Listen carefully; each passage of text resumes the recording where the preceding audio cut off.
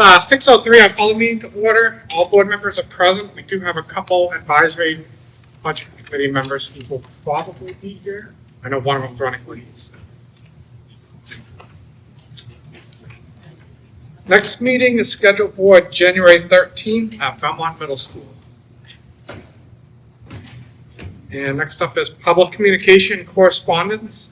If anyone wishes to speak, now would be a good time. We'll have another session at the end of the meeting as well. All right. First up on the agenda is a retirement request. That was in the packet as well.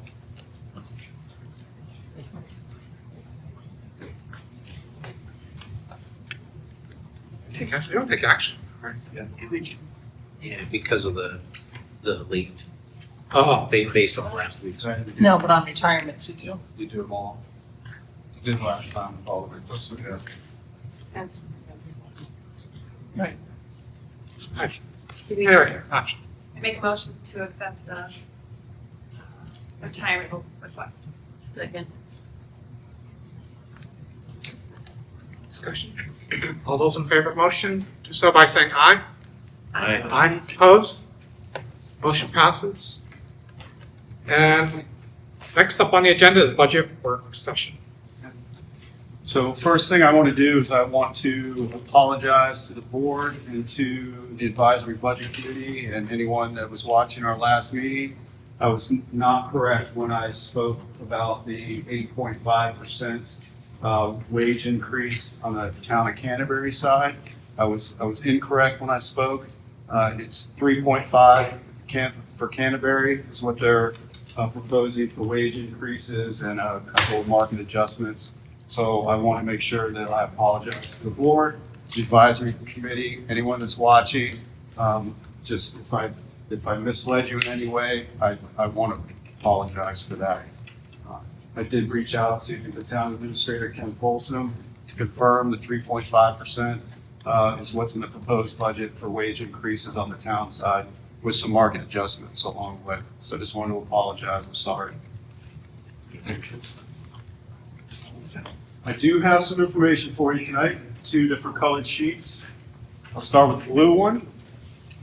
The blue sheet is 2-sided, both sheets are 2-sided. On the first side of this blue sheet, you can see where the board has left off at this point, meaning all the decisions that have been made up to this point. We're still having conversations around filling the middle school 7th grade math retirement with a teacher from the high school. You can see if you were to do that, it brings your proposed operating budget to a 3.67% increase. So that's where the board is left off at this point. Now, if you flip that over, you'll see that as a discussion at our last meeting, we talked about putting the school resource officer back on the list, because there was some confusion as to why it came off, what shouldn't be back on there. So under the other, if you were to cut the school resource officer and fill the high school math retirement that you approved, that brings you to a 3.7% increase. And if the board had decided not to fill the high school math retirement, it brings you to a 3.39% increase. So I just wanted to give you what you left off on, and then with the additional resource officer and with the retirement with those options, it looked like as to where it would bring you for that proposed operating budget if you were to do those. Okay. Questions on that before we get to the worksheet? Advisory Budget Committee, any questions? We're not able to hint around who in the department it was? No.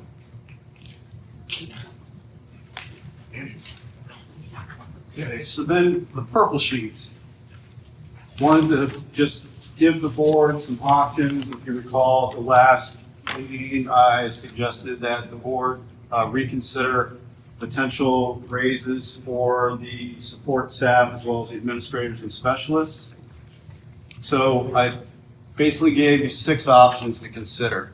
And all of these options include what the board has already decided on, minus the salary and wage increases, as well as I removed the 0.3 BHS PE teacher going to an itinerant. That is not part of this. Okay?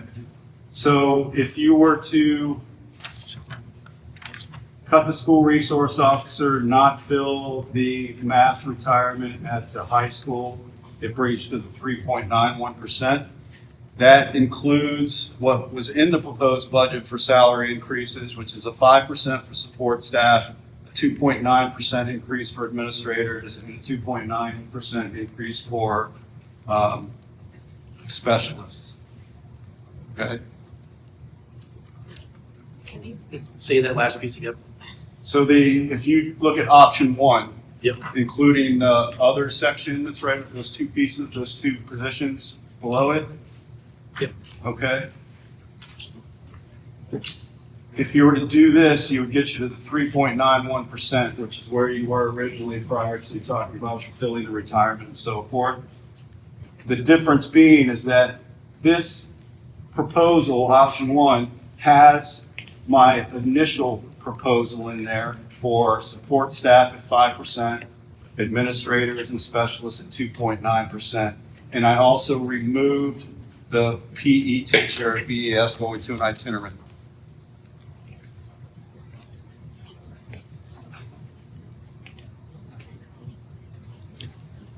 Questions on that before I move forward? Because all of the other options reflect not having that, not cutting that 0.3 BES PE teacher. And when I start talking about options for salary and wages from this point forward, we're coming off of my proposed, which was the 5% for support staff, 2.9 for specialists and administrators. So option 2, if you did support staff at 4%, non-affiliated support staff at 4%, it gives you a 3.78%. Option 3 is support staff at 3%, non-affiliated at 3%, specialists and administrators at 2.8%. That's the 2026 COLA rate. It's 2.8%. That's been established by the federal government at this point, so that is what COLA is for 2026. It's 2.8%. That brings you to 3.65% if you were to do those. Option 4 would be everyone receives COLA, 2.8%. That's support staff, specialists, and administrators. That brings you to a 3.63%. Option 5 is support staff at 2.5, non-affiliated at 2.5, specialists and administrators at 2.5. That brings you to a 3.57%. And then option 6 is all of those groups at 2%, brings you to a 3.47%. So I wanted to at least provide you some options for discussion and take it from there. Basically, we laid out all the numbers that we felt we could provide for conversation this evening.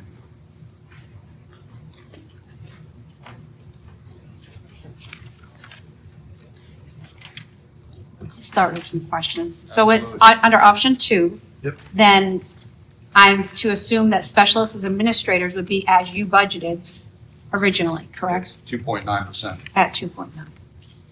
Thank you.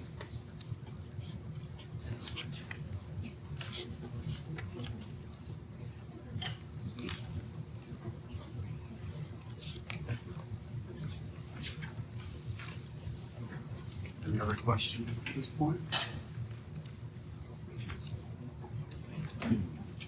Was there any consideration for, like on some of our sheets, we have administrators at like a set amount of dollars. We all know that in many cases, administrators would get more of an increase when we do percentages across the board. Why was there a reluctance to go with like a flat dollar? I would say there was a reluctance, but that way there you get a variance on what the percentage is for each individual administrator. Because your $1,325 is less than 2%, closer to 1% for some administrators.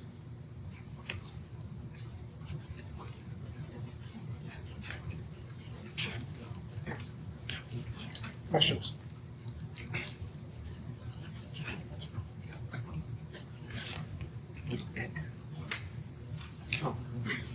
I'm trying to track here, so on the last meeting, we had a middle school math retirement was gonna get filled with the high school math. It's not on here anymore. It's on the blue sheet. On the,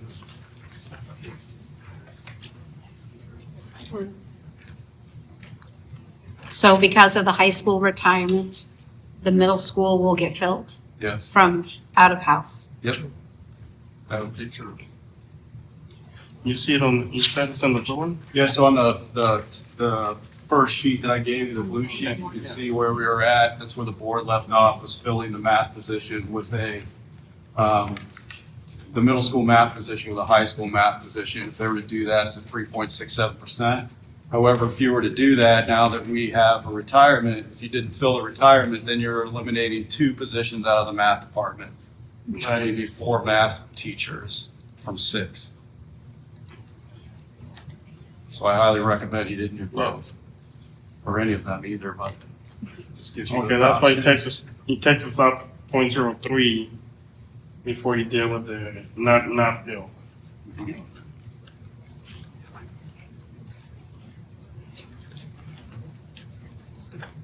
Does that help, Edgar?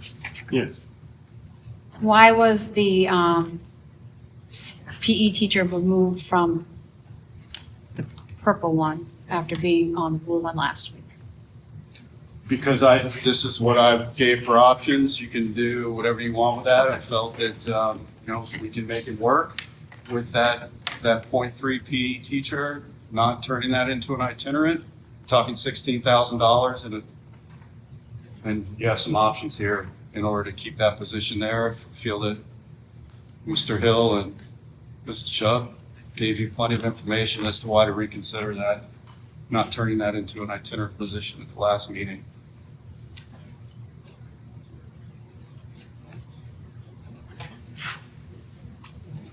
Good questions. On the purple sheet, I know we touched on this before, but the instructional design coach, CES grade. Yes. Explain how that would work. It's just I'm the sorry. person would be moving Yeah. to the position. So the question is the instructional design coach, explaining why we have it in there would take the CES grade 5, because that position as a certified elementary teacher, she would move into the vacancy at CES. So she's not losing her job. She would teach grade 5 at CES.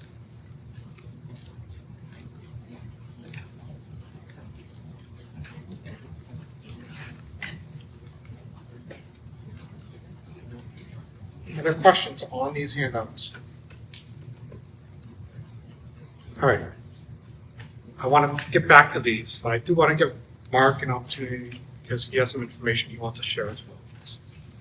So I was asked, I know, maybe I'm accused of being a champion for reduction force, which isn't necessarily where the camp that I'm in, but I was asked to put what I'm talking about down on paper so everybody can see it and maybe understand it a little bit better, which I did. I took 2 of the content areas and basically built out a schedule, and I have it if people want to take a peek at it, if there's any additional questions, or if it just prompts a conversation, if everybody's still in the no camp, so be it. One of the things that I did was I took with the information that we were given with the schedule, I took every single one of those classes that were being offered and I put it into what's in front of you, dropping each of those departments by 1 for the content area. In math, I left the STEM classes, out of it. I just focused right on the math. With student numbers at reasonable, reasonable slots within the math department, there's still, additional empty slots, to be able to put, student need, in there. That was not the case when you came down into the English language arts. I did look at also having common prep time for faculty. I don't think that exists with the block scheduling. But again, I put everything that's currently being offered on semester 1 and semester 2, into this. And the last minute question that I did get was, would we be able to maintain the full 4 on 4 block? And I think so, but I did not build out that schedule. I wanted to be able to show everybody that we can still offer everything at reasonable class loads, and some of them are still significantly small, with a reduction, of one faculty member per content area, which is one of the options that Mr. Tercey proposed. Mark, just for clarifying purposes, is this a 7-class schedule that I'm looking at? Yes, this would be a 7 period day, and like I said, the question that came in after I had looked at all this, because that was one of the things that I talked about, is if you do a reduction in force, it's likely to push the schedule into a 7 period day. So that's what I looked at, because we have gotten feedback from students that do have difficulty within their schedules. And if you look at the 7 period day or 7 block day, with all the classes that are offered, you can spread out Algebra 1 and Algebra 2 and geometry and English, 10, 11, 12. The one thing that I did find that was a little strange is that there was hardly any English 9 classes, and I'm assuming the foundations of literature, with as many sections that they have and the size, that's probably a freshman class. So one thing, I do appreciate the work that went into this, so thank you for, bringing this and explaining it. One thing that I do just want to bring up is that in the current CBA, teachers can only teach 3 classes. There's limiting language in the CBA currently. So this would not work right now. Okay. Not until the CBA opens up. Yep. Because I don't think that we want to open the CBA to have that conversation, especially when we're going into a negotiation year. So I just wanted to throw that out there. Yep. So if we think that it can work in the 4x4 schedule, then that's something that we can look at. But as it stands right now, this is not going to work with the current CBA. So the language specifically says 3 versus having 1 prep period a day. Yes. That was a mistake on our part. I was not involved in the negotiations. Good. Yep. Understood. But it also says only 3 classes due to the length of the classes that they have to teach. And when you break it into 7 periods, that time is spread through those schedules that they'll be teaching. It's still very limiting language in the current CBA. Of course, but next year is the time with it. It's very limiting language. So there's nothing we can do until that opens up at this point with the scheduling. And it will open up there. Well, so if that's the case, if the language is that specific, then there's probably no point in the discussion for a 7 block day. However, like I said, I do believe it's possible. You would see more of a class increase or size increase remaining on the 4x4. But I do think it's doable. Yes, sir. So I had a few questions. Would this be a year-long schedule, or would this be So what you're looking at would be a year-long schedule. But again, if the language is too specific in the collective bargaining agreement, there's no purpose in debating. I was just also wondering if they got changed, like the contracts got changed, it's not possible to take multiple of these many of these classes because that would limit 4 math classes. So you'd only be able to get up to advanced math. Because I've already taken 4 math classes, and also Algebra 1 is split in 2. So there's Algebra 1A, which is a semester, and Algebra 1B, which is another semester. And we'd essentially be getting the same time to do what would take 1 semester to do over a whole year. I don't know if I explained that right, but so it would go from a 90-minute class to a 45-minute class about, right? Yeah, 45 to 50. Yep. And so it takes a semester to do Algebra 1A, so that's 90 minutes a semester. But spread across a year, it would be the same length. So Right. So again, for what you see here, algebra 1 would just be a single class. It wouldn't be split into A and B.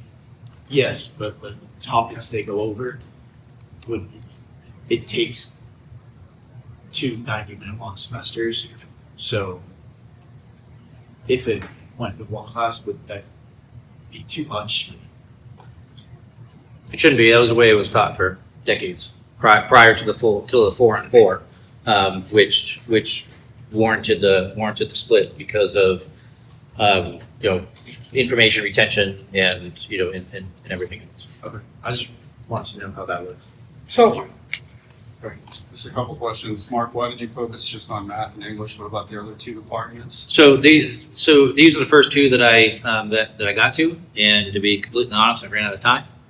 So I wasn't focused on these 2. It was basically that's how it came in the in the information that you gave to us. That's what I started working down through. But I was fairly confident with the classes that are offered and the number of faculty that we have. You'd be able to apply it to most, if not all, departments. Second question, did you take into consideration 3 Hewitt runs when you were putting this together? No, so in looking, and again, I mean, with language for the collective bargaining, the 7's out, and I get and understand that. If it wasn't out with the numbers of sections that you would have throughout the schedule, yes, students would be gone for 2 class periods together, and how that's going to impact their schedule isn't going to be greatly different than how it's impacted their schedule today.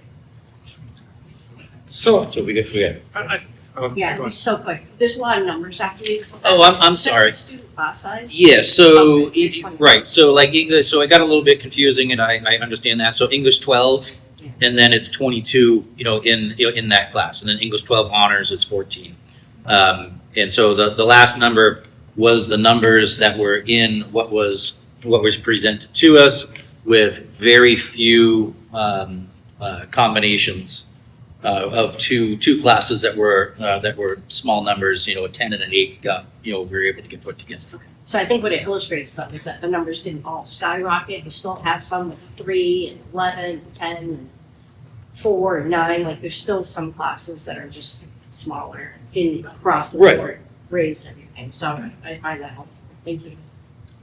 So I can, I just want to put out a word of caution. There's been a lot of discussion during these budget development. Oh, negotiations opens next year, we'll take care of it.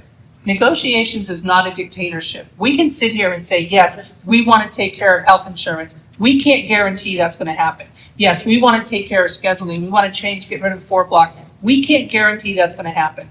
Negotiations is the 2 parties coming together to reach an agreement. So I just want to make sure everyone understands that we can't sit here and say, oh yeah, this is all set for next year. It's going to be gone out of the contract. Not necessarily. thank you. So the only thing I was going to mention is I appreciate the amount of work that went into this, because I was looking at the schedules going, I don't know how we make this work. I know we're going to have a discussion maybe this spring or summer about the 7-period div. I don't I want to hear from the principal, I want to hear from the counselors at the high school. I want to hear both sides of that discussion. I don't necessarily want the RIFs to drive the block schedule. I would rather we have a discussion about the block schedule and we deal with positions after. Like, I feel like, in my opinion, that's the opposite of how I want to move forward with a potential change in blocks. But that's like, I mean, I don't want to get into the block schedule now because we're talking about that. Although, as you said, you could do this if you rift one commission hours. And again, I mean, the purpose for tonight, I was asked to bring this information to the collective. So that's what I did. Conversation, food for thought, so people can chew on that for future discussions, future debate, I guess. Can I just add the one thing that I thought of, because I probably won't be there for your future thought, is, yeah, this is the way I grew up too, Mark, with the 7. But the benefits of the 4 and 4, one of them is every child gets the opportunity, not all think it's an opportunity, to take one more class in a year than they do under this. So that's 8 classes, and for some that's not what they want. But for those that do want it, that gives them that 8 class opportunity, maybe to just take more, whether they're AP and getting credit for college or not. All right, thank you, Mark.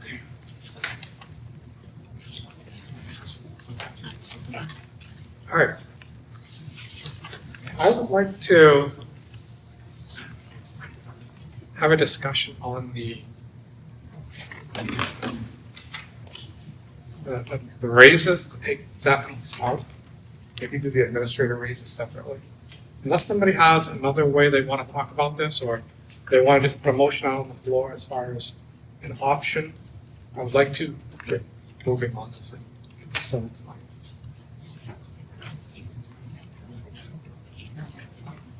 what thoughts? I think what was proposed the first time, the administrators at 13.25, the specialists at 2%. I think we should leave it alone. Which option is that? It's on the blue sheet. It says administrators at 13.25 and specialists at 2%. Yeah.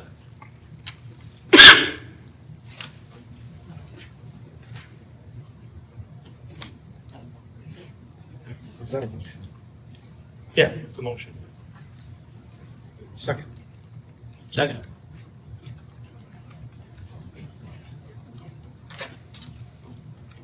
Discussion. So this is administrators and specialists. this Can you line. guys speak up, please? I'm really having trouble hearing. So this is the administrators at 13.25 and the specialists at 2%. So it's not including support staff. With this option, where is support staff at? Just so that we can all be on the same page. What number is that? Well, here it's support staff as step only Oh, okay. and non-affiliated support staff at 2%. I missed one thing. So I just was, which apparently what I'm told is the 2% is actually a step. That's the way you said it. So they're equal.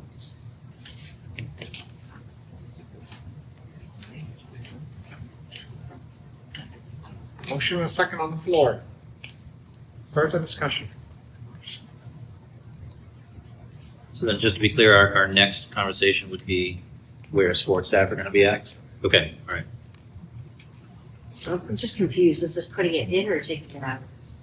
What you're talking about right there? This is keeping it at what we left it at before, I guess, tonight. That's how I look at it. We've gone back and forth on numbers and such, but I think last time we were here, that's what it was, 13.25 and special staff, 2%.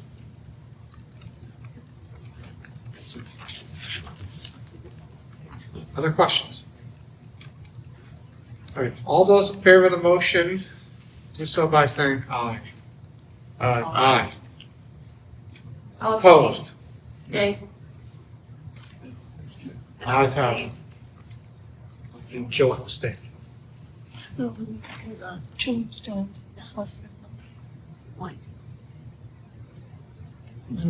What's the question?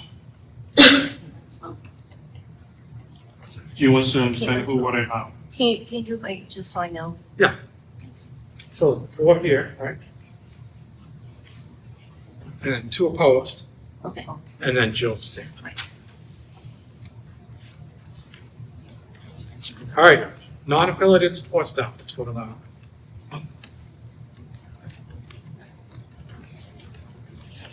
Well, is it all support staff?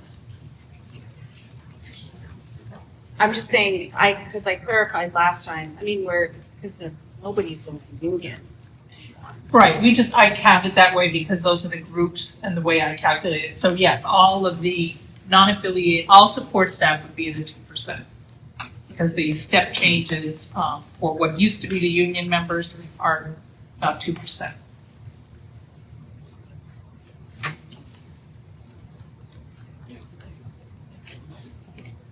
So I've always wanted to see this group higher than a step change myself. I agree.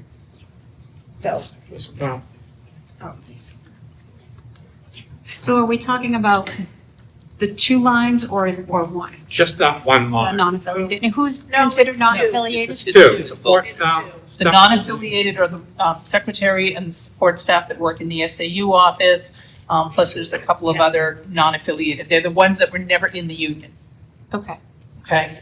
and they were originally in the budget at 5%. 5%. Okay. Which is why to do a step change only essentially for all of them was 70,000 for one and 18 and a half. Yeah, 18 for. That's why it was savings, right? I'll propose to put that here. Is this the group that would have to pay during the tax? Okay. So what was the percentage that we would have to reach where they wouldn't have to make that payment for that?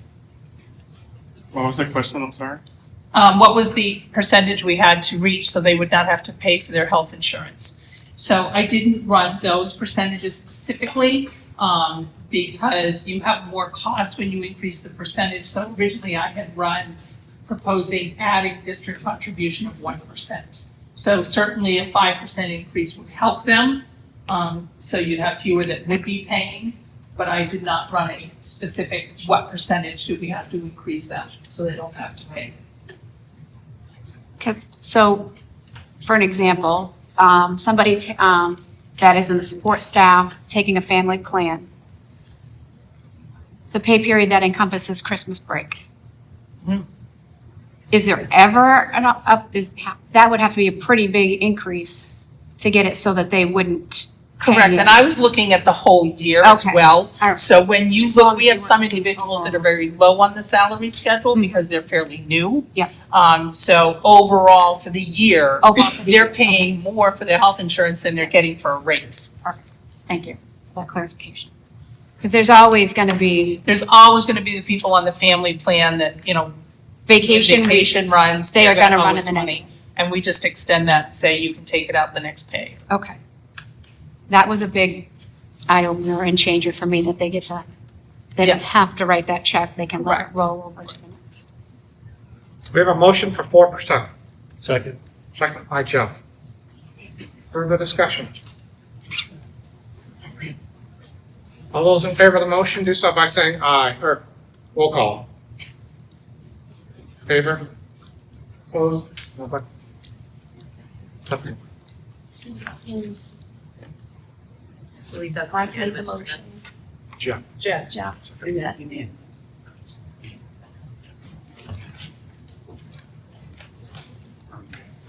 I know. 4%. So I appreciate getting through that piece. The problem is that messes up all of Michael's work on the purple sheet. So, So if we take the purple sheet down to the 3.78, I go to the next page.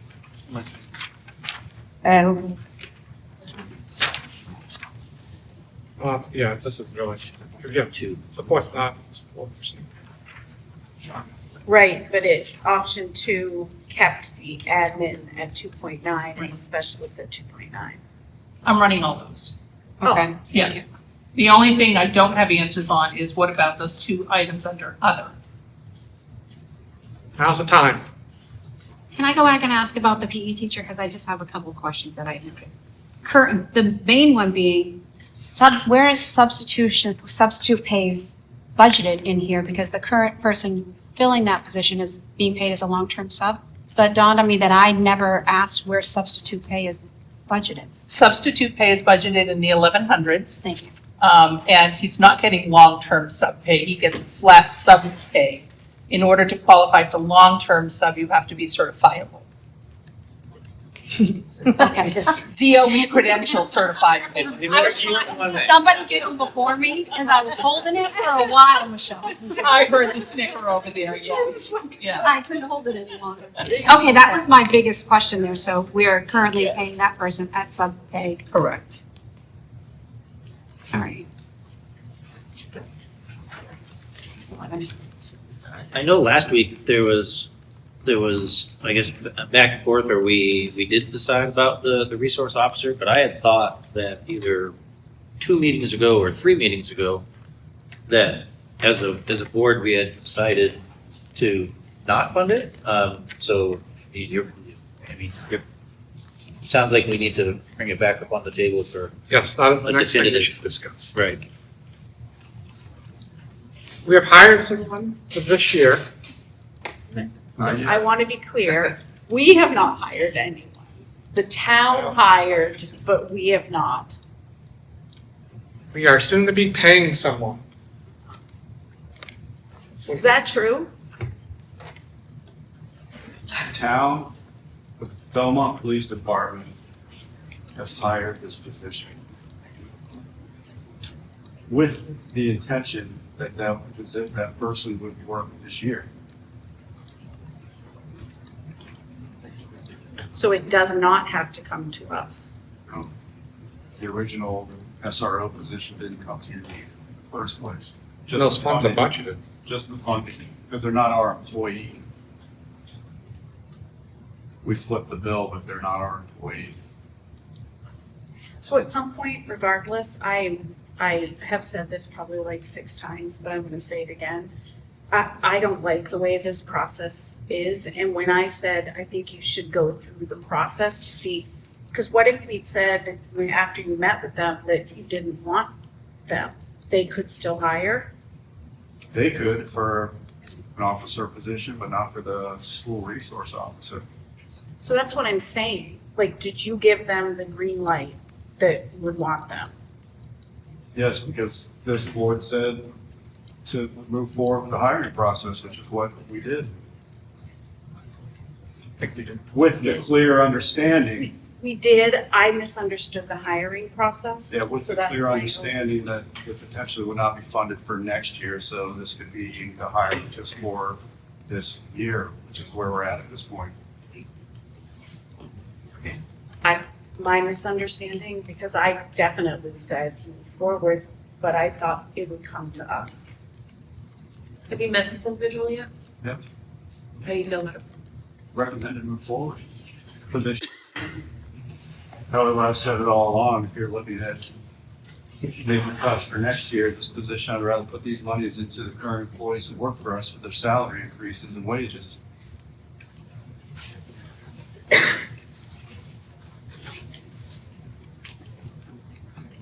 So what do we want to do with that position next year? I think a school resource officer is an important tool. It is, but at the same time, also take, can't be fiscally responsible. Can you speak up, please? I said we have to be fiscally responsible. We can't always have our wish list. So we went for years without an SRO officer. We just recently gotten it back, the last couple of years? So it's like we haven't been without it before, so. And we haven't met this guy. We don't even know if he's good with the kids yet. Do you want to budget for him for next year? I mean, it's kind of just gambling with your money. So that's where I sit. I say, So out of curiosity, when you said that you would rather use that money to support salaries elsewhere, what are you thinking? Back to my original proposal, 5% for support staff, 2.9% for administrators and salaries. That's why it's included on all of the options that I laid out, all 6 of them. All of those options include cutting the resource officer and not filling the high school math position, which I don't recommend. However, if you're not going to fill a position at the high school, I would highly I would support not filling a vacant position compared to moving someone between schools, and take those monies and put them towards the salary and wage increases that people deserve, including our administrators. If that's passed, because you guys have already voted on that. Would the administration, so yourself, reconsider the Department of Justice grant that would fund this position for several years? I know that it puts kind of a burden that we would have to continue to fund it, but that would actually give us time to find additional funding to continue keeping it on the budget. Yeah, I'd be open to that. I'm just very cautious about trying to commit. Because if we don't find additional funding at the end of that 3 years, a future board is required to fund that position, which means we could be cutting somewhere else if they want to keep budgeting down. You're making decisions for future board members. How long are you obligated to keep that position after the grant? That I don't know. So correct me if I'm wrong, but anything that we would be maintaining, grant money or some type of alternative revenue source, as a board, we're still obligated to raise and appropriate the funding for it, and then what we raise is offset by that alternative revenue, or am I understanding that incorrectly?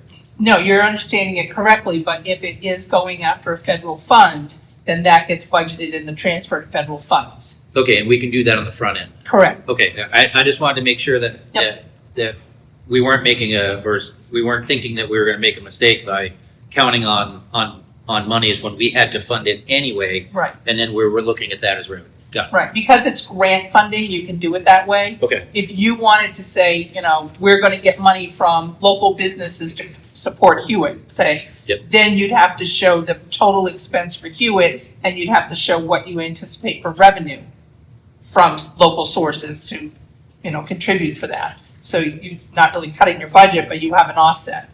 Whether they pay or not, that's different.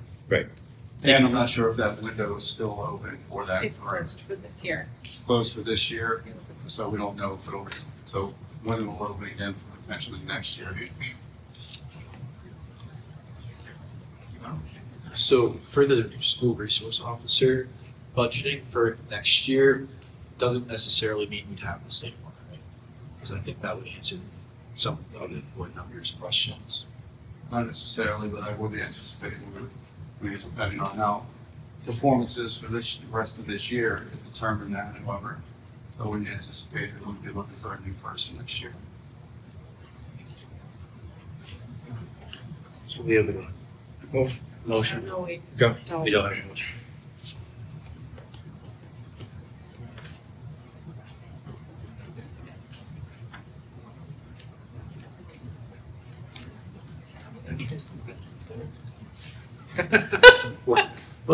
All right, Well, I don't know. Jeff, do you want to make that motion? You. can we move sure, I down? make a All right. motion to cut these things off. I feel like that I would rather move down to at least talk about that high school math teacher before, because it's a bigger dollar amount that might offset other things. I'm fine.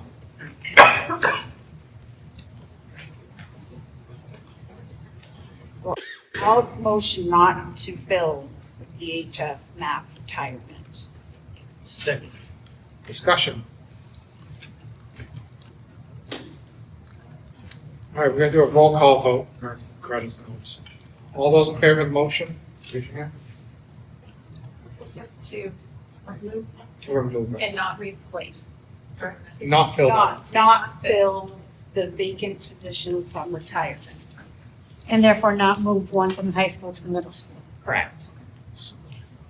Right, to So not that's- move one. So that's not in the motion, but I think we should. Clear though. I would, I made the motion, I can clarify. My motion is to not fill the high school math position that occurred due to retirement. And, okay, I can do two at once. I'm not in favor, and not, and fill the 7th grade math position with a new hire.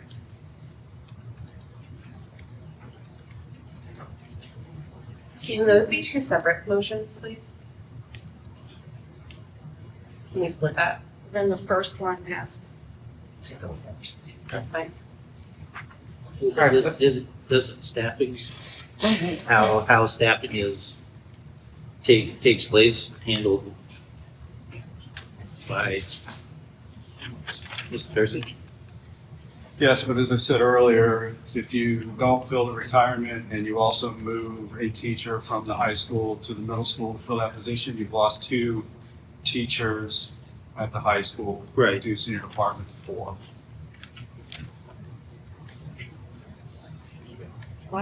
Motion not to. a motion not to fill the BH high school math position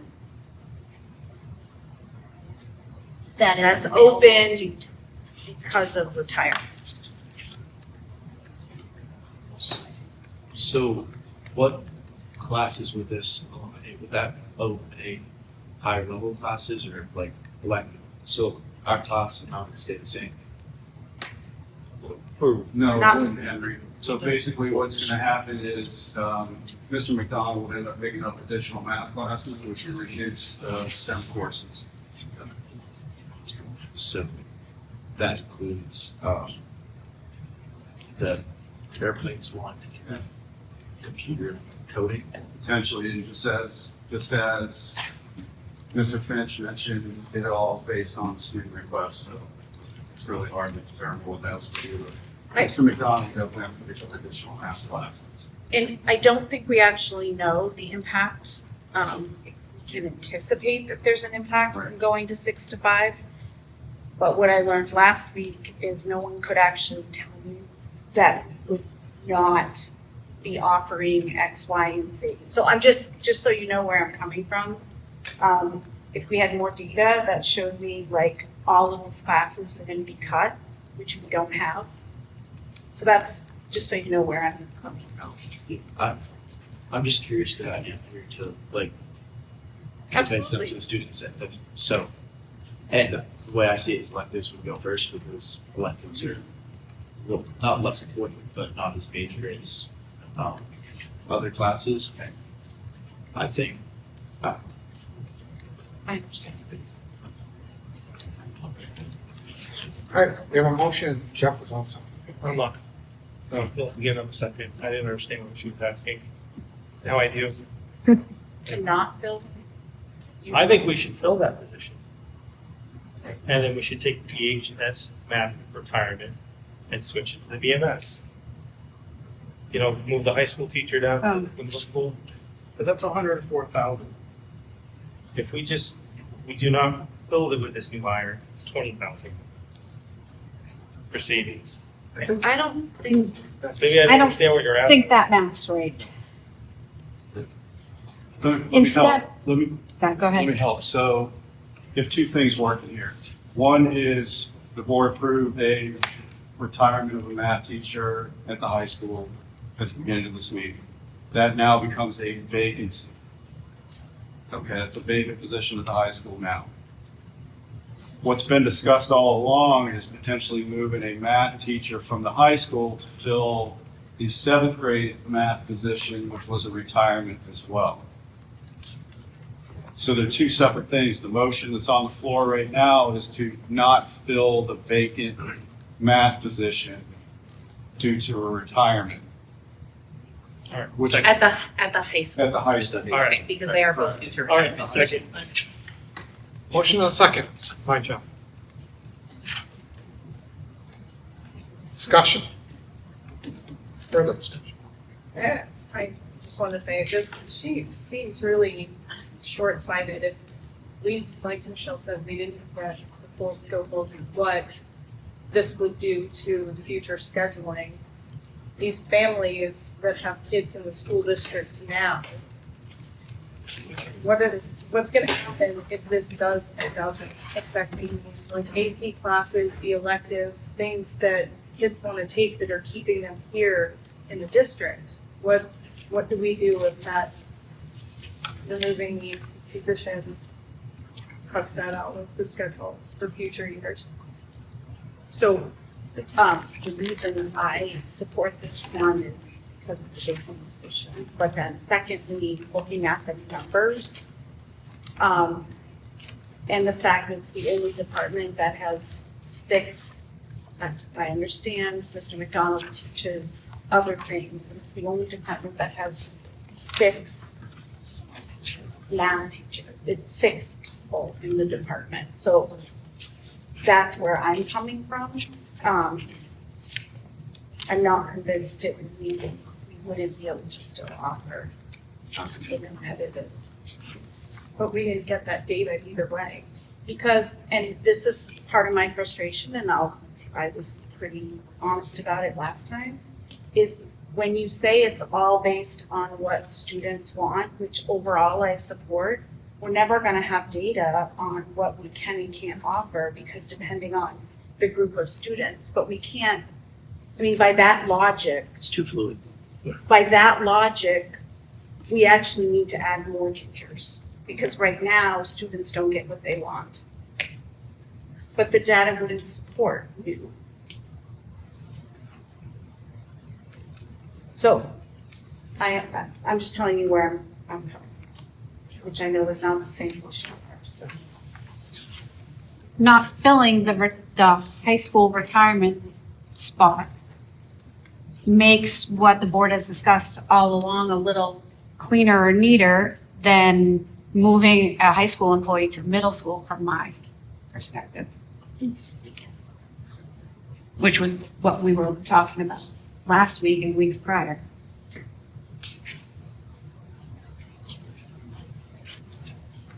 Also, with it suggests more teachers going to, like, adding to the staff for math and all of the other departments. I mean, it's not just about what we want, it's about what we need. I mean, colleges are getting more competitive. And if we're not able to take the advanced math classes that kids at other schools get the opportunity to, it lessens our chances to get into the more competitive colleges. And I think that's a lot of what the students I've talked to at least are worried about. I mean, next year people are talking about stats class, and I don't see that being a possibility if we get rid of the position in that department. I'll just chime in, similar to Michelle. At the high school, we have nearly 100 students less than we did 10 years ago, with the same number of faculty teachers. We also have significantly more students that are going to WIC and Hewitt compared to 10 years ago. I would love to have every class offered at every specific time a kid wants it, but the number of students in that high school at a given time is significantly less than what it was. And I would rather do it through retirements than get to the point where we feel like we need to RIF teachers. I've had an opinion about RIFing. I don't want to do it. But if we can kind of right-size it, slowly through retirements, I would prefer to do that.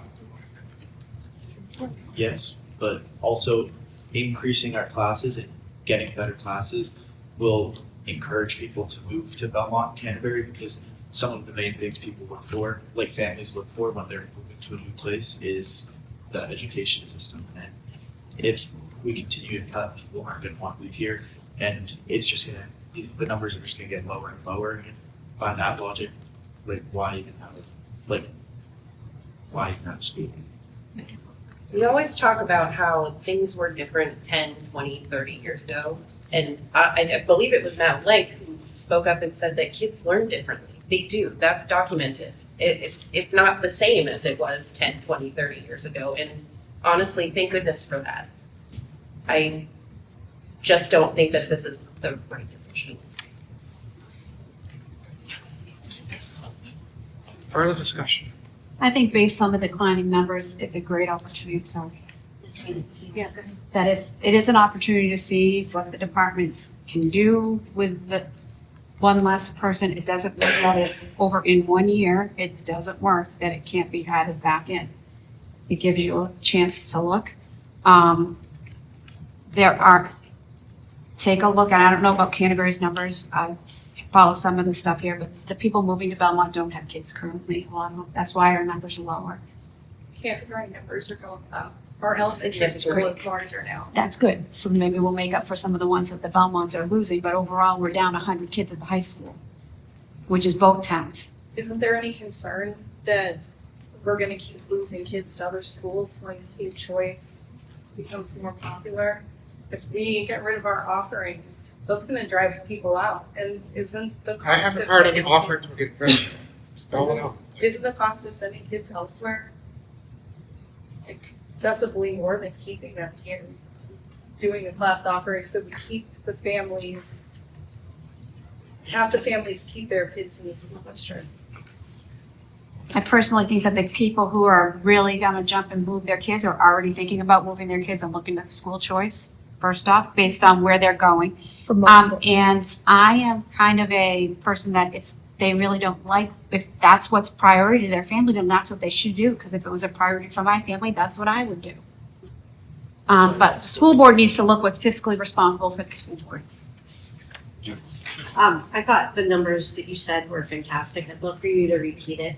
How, compared to 10 years ago, how many less students we have? Just under 100. Yeah, compared. So if we have 100 less students but the same number of teachers, we're kind of out of whack. So I think,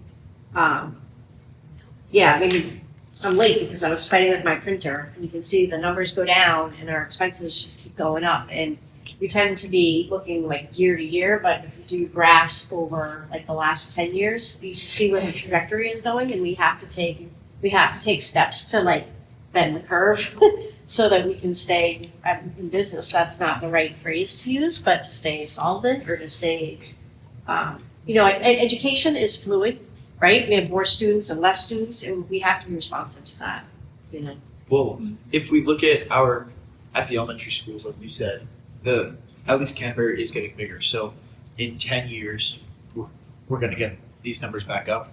And it is harder to hire staff than to get rid of staff. I mean, if we cut this math teacher, right now we're talking about cuts. And if we decide in a year or whatever, this doesn't work, we need a math teacher, how likely is it that it's going to be approved that we hire a new teacher when right now we're looking at all these cuts and health insurance is continuing to go up?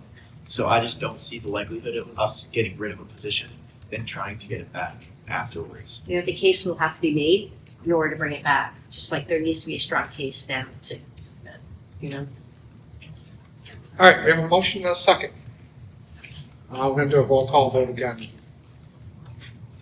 Can you repeat the motion if you have it? A motion was made by Michelle, seconded by Jeff, to not fill the BHS math position that is open due to retirement. Because you clarified, right, both are technically open. All right, all those in favor? Yep. Opposed?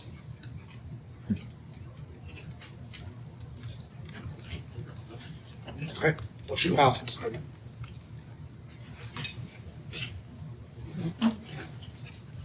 Before we touch on the SRO, I just want to make sure we go over anything else we want to discuss, because I think the SRO is like other thing.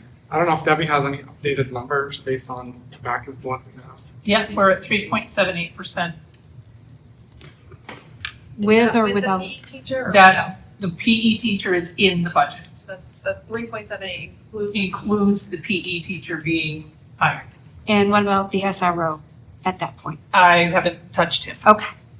So he's still in there. He's still in the Yeah, budget. he's Okay. Still in the budget. Okay. Because I'm like, well, he was on the negative above, is that? Well, that's why I tried to Yeah. redirect back, so, you know.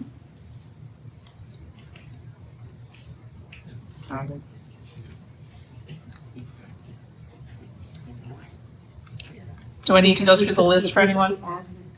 Number from the blue sheet, and she had to update it over here. Does that make sense? So the 3.78 is with the PE teacher, Canterbury, with the SRO. Correct. And not with the stuff at the top of this page that we kind of all went over and said not to. Correct.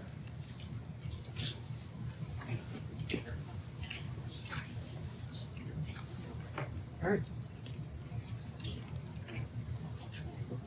You want to discuss the SRO something? Unless there's something else somebody wants to discuss. So I think we've hit on some missing sign. I think we've hit on everything on here. I mean, at 3.78, I'm good with keeping the Canterbury teacher in, which I know, and I'm on the fence about the SRO, but I'm willing to go with it if it means we can get a majority of the board. I'm just telling you where I'm at. Like, I feel like I'm viewing into the which you're also, but That is what it feels like. it And is. honestly, a budget is a moral document. It should reflect our values, and I don't think that this does. This doesn't reflect my values, this doesn't reflect the values of the people that I've heard speak. I don't agree with this. My values say increase the budget by 30%, but I couldn't do that. I just couldn't. I think what the board has done so far is you're giving your voters a choice rather than where we started at the beginning of this, which feels like last January, but it was only November. Now you're gonna have two different numbers under a yes and a no vote, and I think our voters are entitled to that on both ways. Because then your number is the default was very close to the budget that originally came through, and then the one that's been worked on so far is a reduced budget, and I think you're doing a very good service to both sets of taxpayers that they get to tell you where their morals are, where they let them speak with their vote. I just didn't know if Jeff's motion was still floating. What? Because I think he made the motion to cut the SRO, Yeah. and then we moved on, so I don't know how that works. Yeah, you're right. A second on that though? I'm not sure if we made No, a we written didn't, motion. I think he Yeah, just it was- wanted to cut it. I don't know if it was a formal. So which one are you guys going to do first?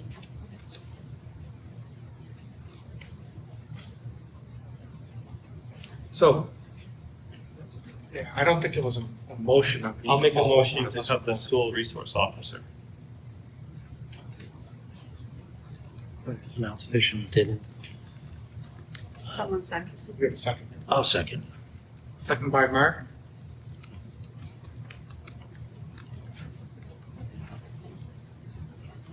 I'm inclined to keep it in.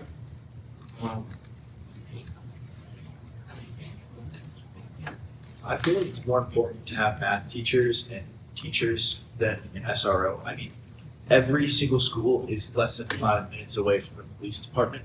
So if we really need a police officer, it's 5 minutes away.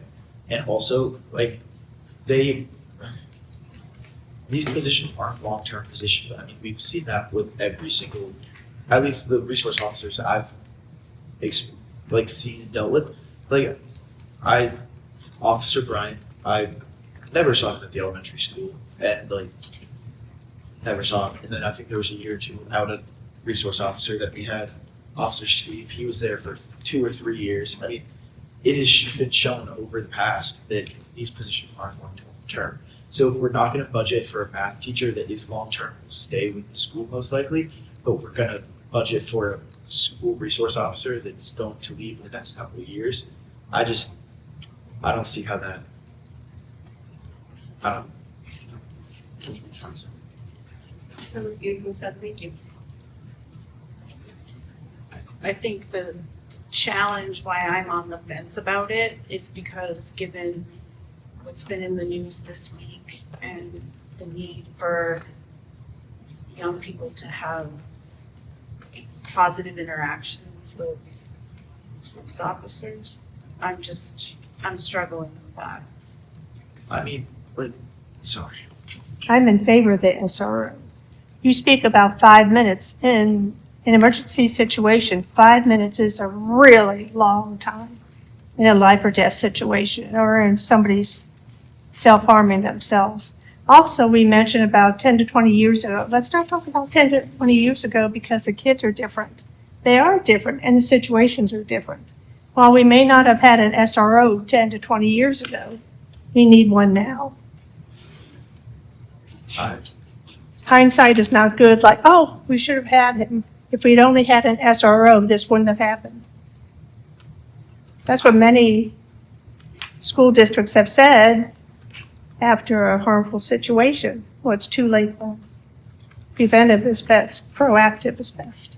I think it's been proven that with a more educated community and more talk of mental health and gun safety, that there's less school shootings there. There's less shootings there. And I mean, that might not be a conversation we're ready to have, but cutting teachers is definitely not going to help the situation. And I mean, I feel like we're trying to come up with solutions, but they aren't going to not do anything, but they're not going to be the fix all. I feel like what we really need to do is continue to grow as a community and a population, educating our children and like teaching them gun safety and mental health awareness so that these issues don't happen. But I feel like that's more valuable than having a school resource officer. But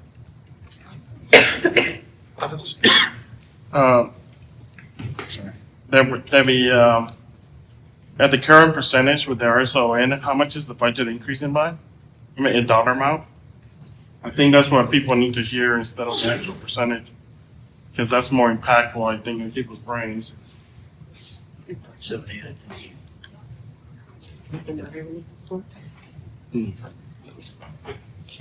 So at the current percent, not including the SRO, the budget is increasing $1,049,631.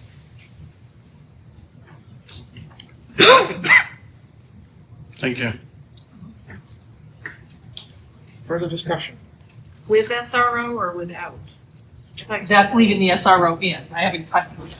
No, yeah. So with or without, we'll be over the $1 million increase. Yep. I would just encourage the board, because I know there's been a lot of talk about who the SRO is, but keeping or getting rid of shouldn't matter like our other staffing discussions on who's in that position. It should be the validity of and the need for that position. And Henry's gone, but I love that he hasn't needed to have regular contact with an SRO, but having worked in a district where we had one when I was working here, the number of kids that benefited from that person, I'm like Sean, I am right on the fence. And when there was something that needed to be investigated, and that gentleman, which was probably the second one when my kids were in there, knew all the players, could get to the bottom of it quickly. That made a difference for me. There was still school that day. All right, there a motion and a second on the floor. Could you repeat the motion, just so that?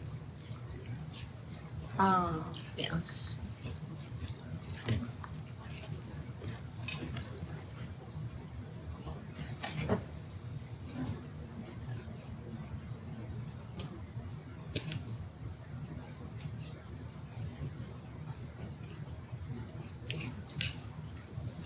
Okay, so this is for the SRO position? Mm-hmm. Okay, so, and Jeff, Jeff this is made, the same one that we're, okay. Jeff made the motion, Mark made the second. Yeah. To cut the SRO position. So the motion was to cut. to cut. Thank you. All right. Roll call vote. All those in favor of the motion, raise your hand. Opposed? Opposed has it.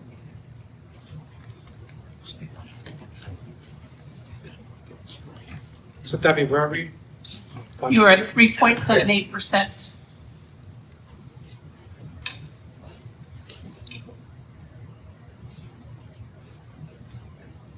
Unless anyone wants to add or move something else. I might be a time for a motion.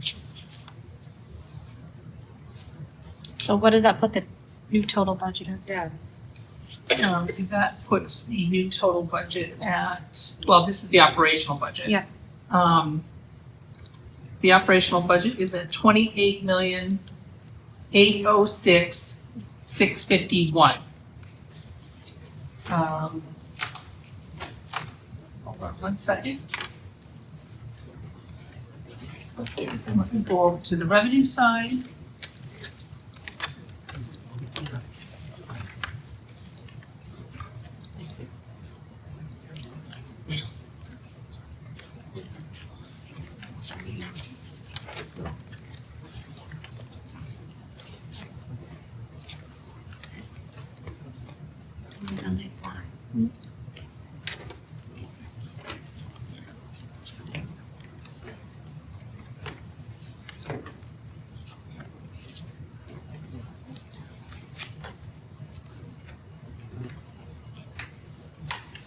So that puts the total budget at 30,441,651, inclusive of the transfers to other funds.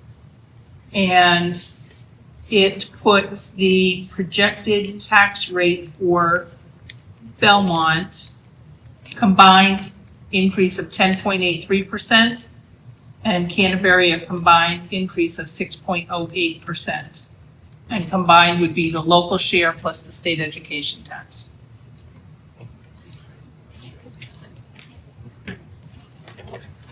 So we're still looking at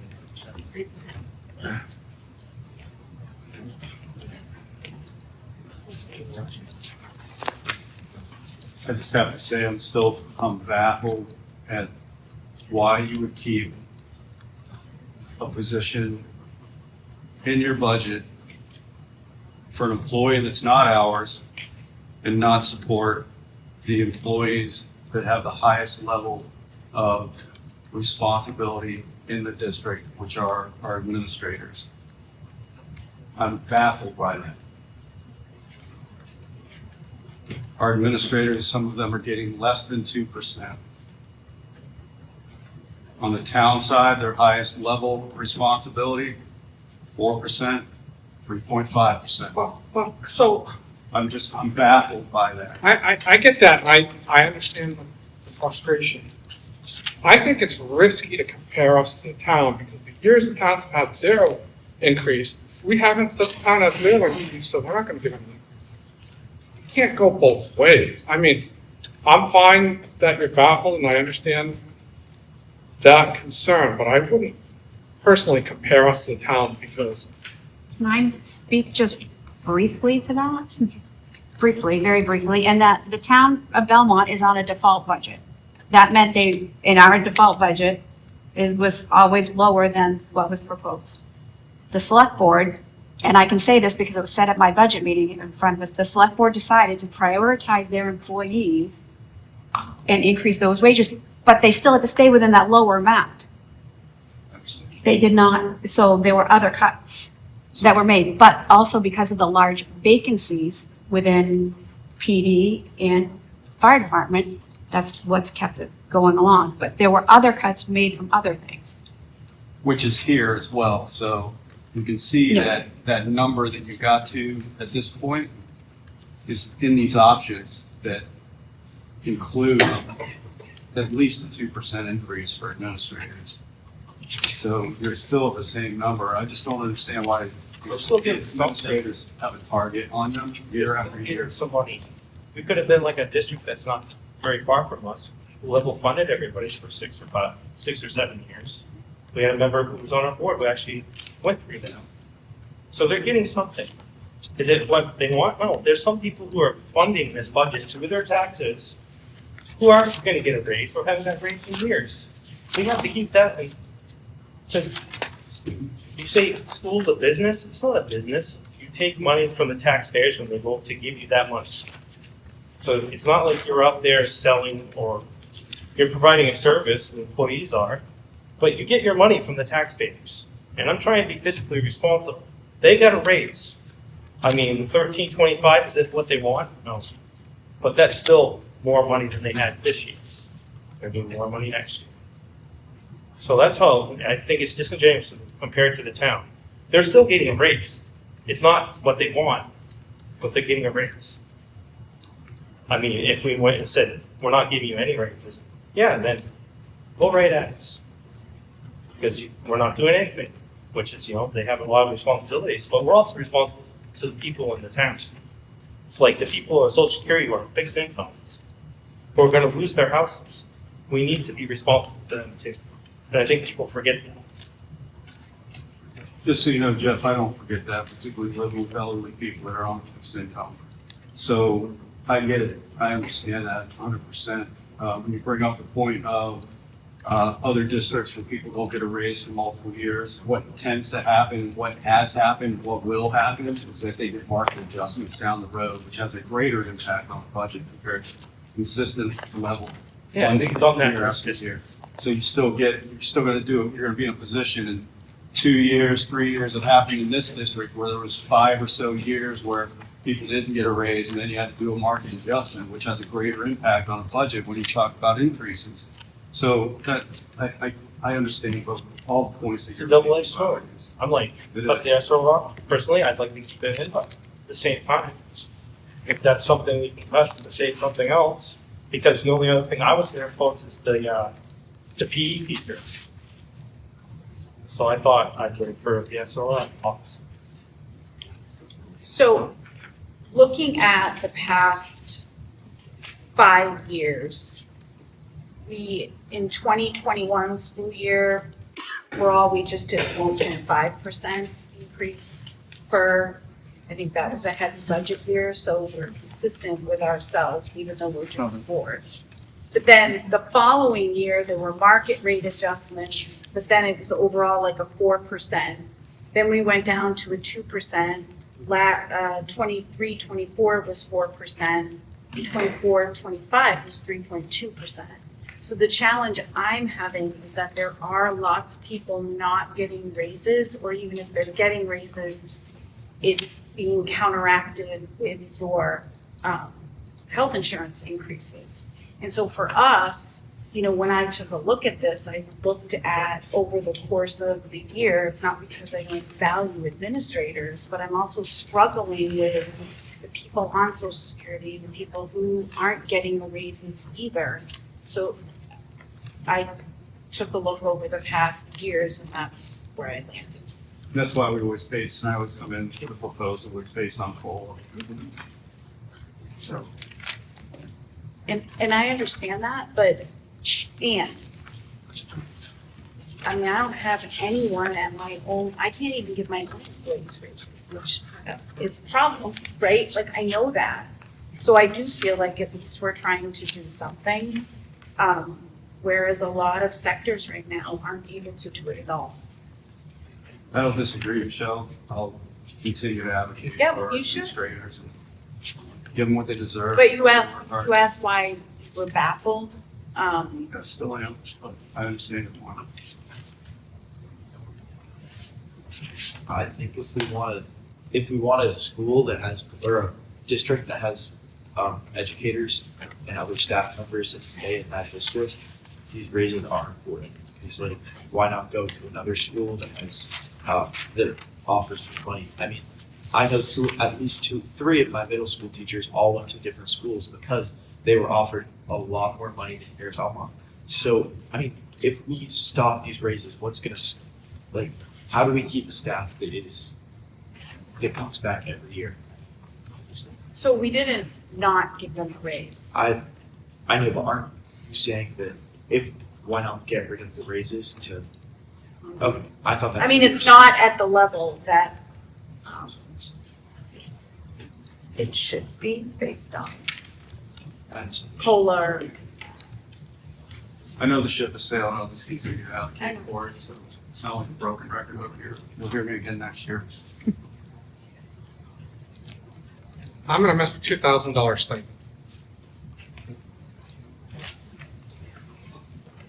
And I was thinking about that too, you made a decision for future board members. Yeah. You know, 3 board members are gonna be up, so.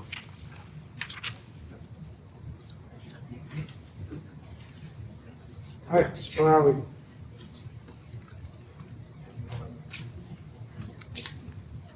We still back on this, or? Yeah.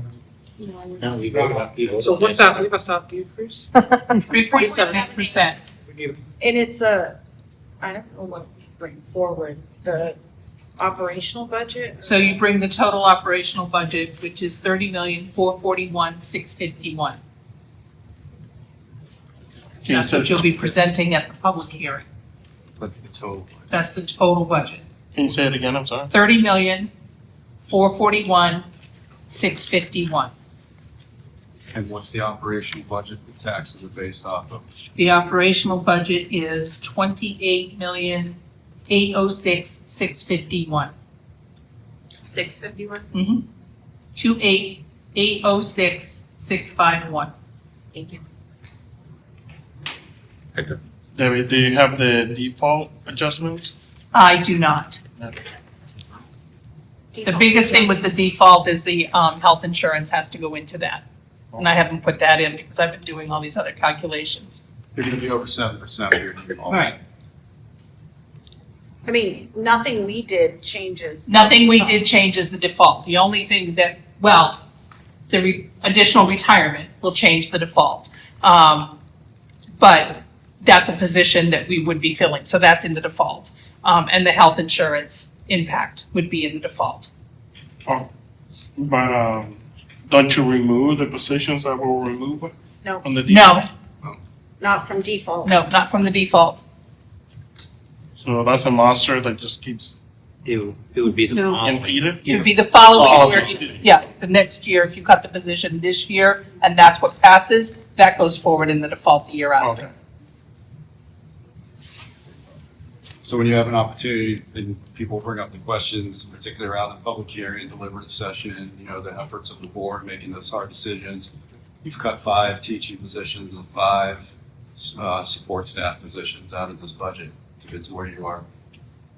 So you're aware of that when people ask you those questions.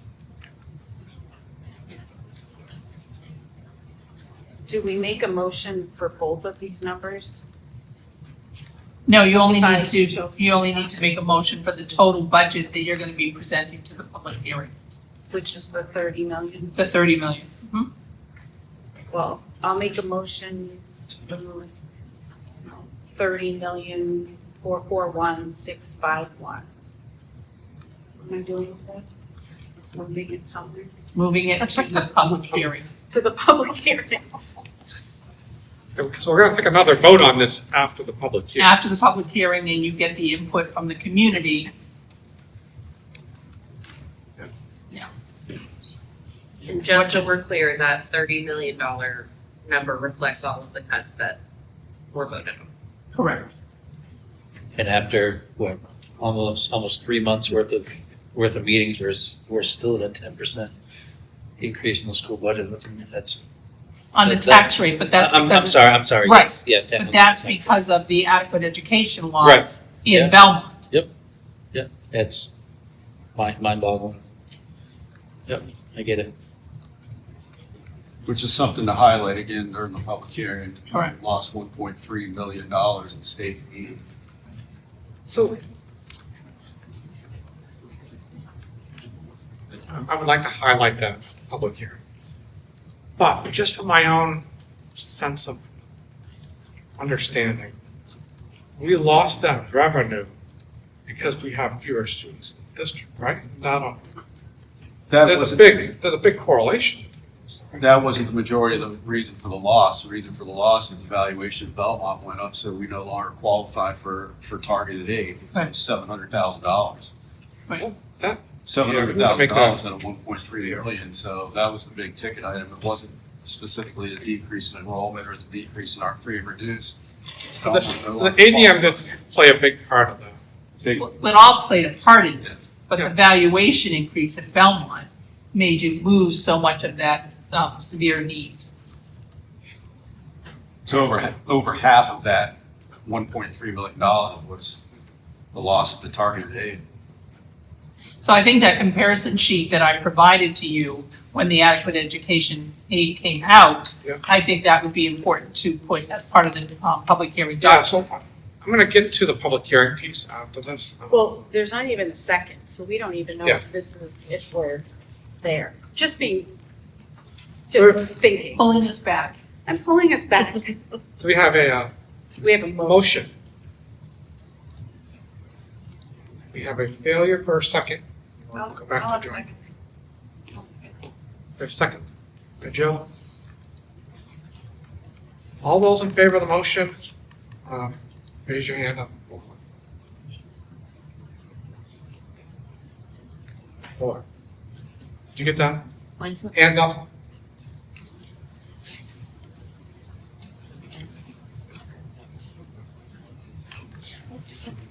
Those opposed?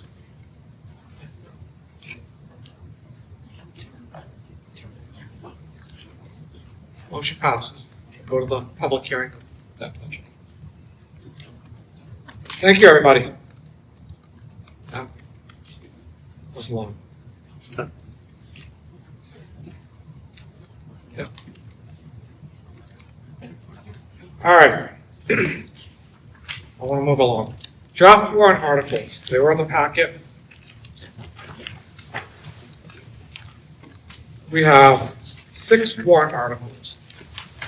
Some of them are typical election of officers, operating budgets, and then buildings and grounds, special ed, technology, food and service again.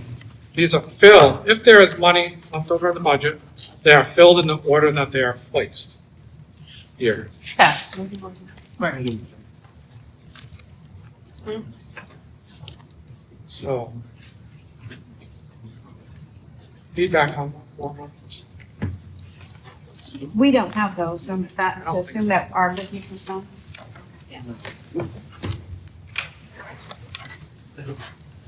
I think our question we talked about last time was special ed. Is, you had proposed 50,000 for special ed. We talked about that it, if I'm remembering right, we hadn't ever used that. Debbie explained to us that the talk around the state, we had what, 300 and something in it? I know it's, Yeah, that, it's our budget. Yeah, and I'm gonna get updated numbers before the public hearing, so we'll have the actual numbers.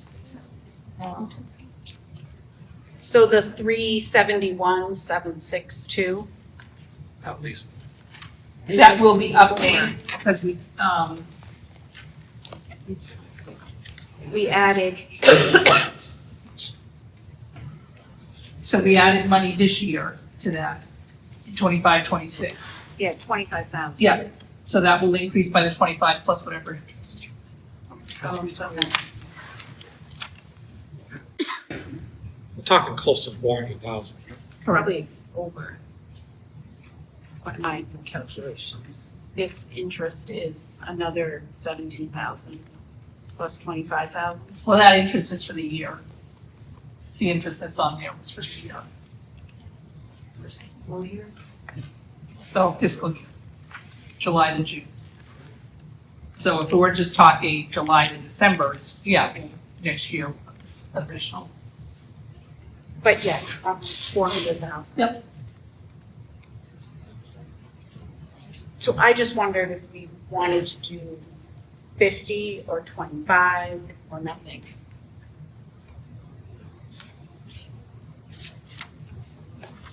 Do we have anything in here with a larger history on this for those of us that are new?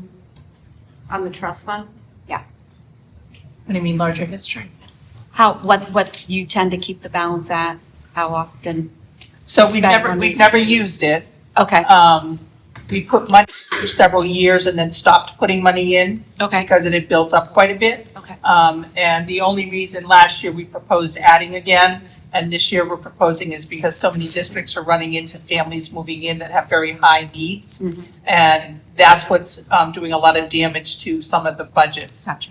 They don't have the reserves to cover the costs. So ultimately, what this would do is if there was a very high needs child that moved in, this would cover that child for a year so that we could figure out how to fund. And it's never been drawn out of, We have not drawn out of it. Should we or could we word these the expendable trust funds I have copies coming for this. to where if monies are available and we so choose at the end of the year. No, that you don't we get a fund it, choice. Can't do that. No. Okay, all right. Because I was just thinking that if whether or not it would be worthwhile to look at what our unexpended, fund balance is, and then make a decision, but we can't. You don't have a choice. Okay. Somebody.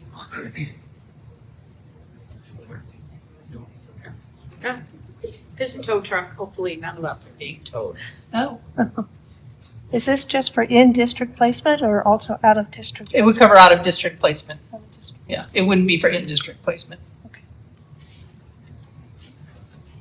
You had a question on right? So just so people know that when you're talking about now the warrants, right? Is the money that's left over at the end of the budget, at the end of the budget season, right? Yeah. And that dictates how much money then is gonna be left over that can go to the towns. And from what happened this past summer, you took part of those funds and you allocated 945,000 or something like that for the, what's the correct name? HVAC systems, yeah. HVAC system, okay. So that impacts how much money is left, just for people that not know where you're grabbing this money from. So that's where this conversation comes into play, just for people that are listening.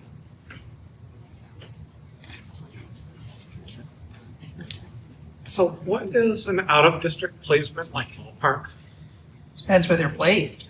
At It could be 300,000, 350, Exactly. 400,000. It depends what the severity of the needs are, 500 plus. right? Exactly. Plus your transportation costs. there are some on the lower end that go to non-residential. So, But even non-residential, right, really expensive. 225 at least, plus the transportation.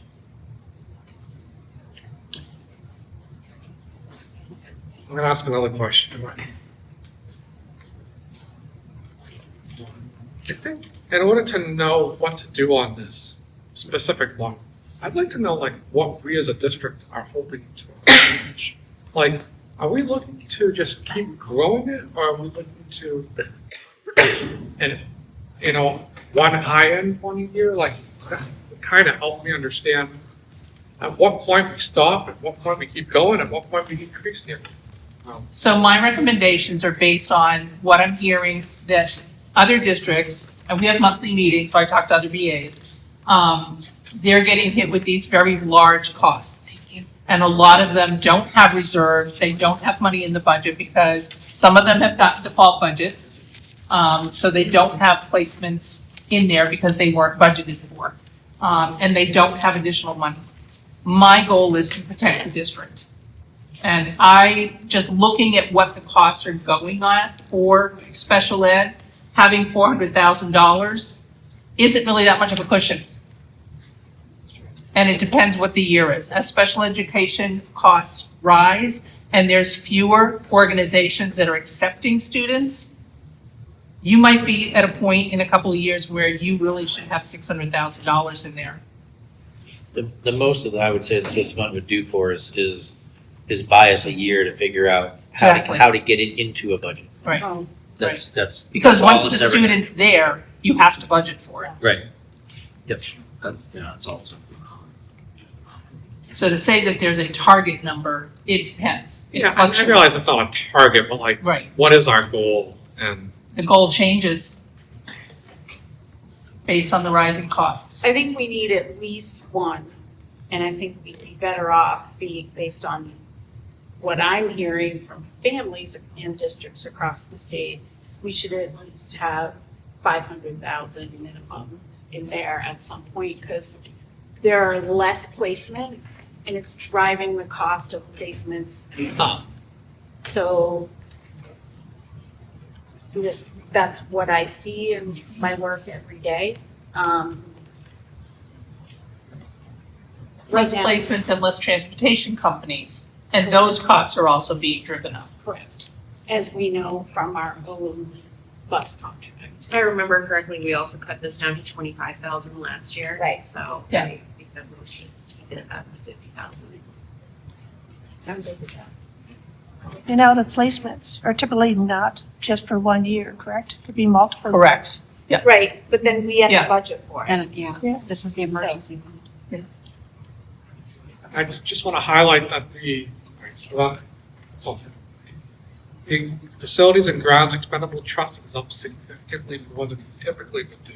Correct. We usually Same- do a same few hundred thousand, but that's because of the HVAC projects that we know are coming down the pipe. Do we anticipate, your best guess, having an unexpended fund balance to be able to fund these three? Or is that gonna be questionable? At this point, I don't know. I anticipate we will have a fund balance. Yeah. But I don't know what that fund balance will be yet, Still too early, you know. unfortunately. But this raises the question of the facilities and grounds, 250,000, right? And we're talking about some big projects that are coming down the pipe. They don't have to be done today, but we need to start planning for them. Is there a need for any of these that are maybe a higher priority that are moved above the facilities and grounds warrant article? Or is that not the case? I would suggest I'd keep facilities and grounds Article 3. Because my concern is, if we don't have as much of a fund balance, that's gonna take up all of it. Yeah. We don't fill any. That's basically what my question Yeah. is. Right. And then, And yeah, then the others don't get funded, or, I mean, let's say you have 280,000. 250 would go into the facilities and grounds, and then 30,000 would go into special ed. And I'm fine if you're fine with that. I just Yep. wanna make sure everybody's clear that that's a possibility. I think having taken out as much as we did of the facilities and grounds budget this year, I think that we should probably do this. And that $250,000 is one unit, one rooftop unit. 35. Alright, so keep the order as we see.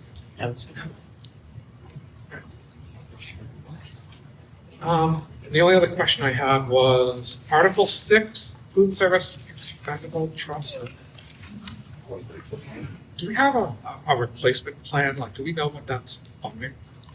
I haven't received it. I know Nancy Kate has been working with the company to get that developed. We've got the inventory of all of the equipment and the years and the conditions. So we're working on getting that finalized. I don't necessarily anticipate questions, but it would be nice to be able to say, this is what it's going towards. Yep. This is the purpose. And there's 40,000. We've used some of that. Yeah. Last year, we used a little over 6,000 of that.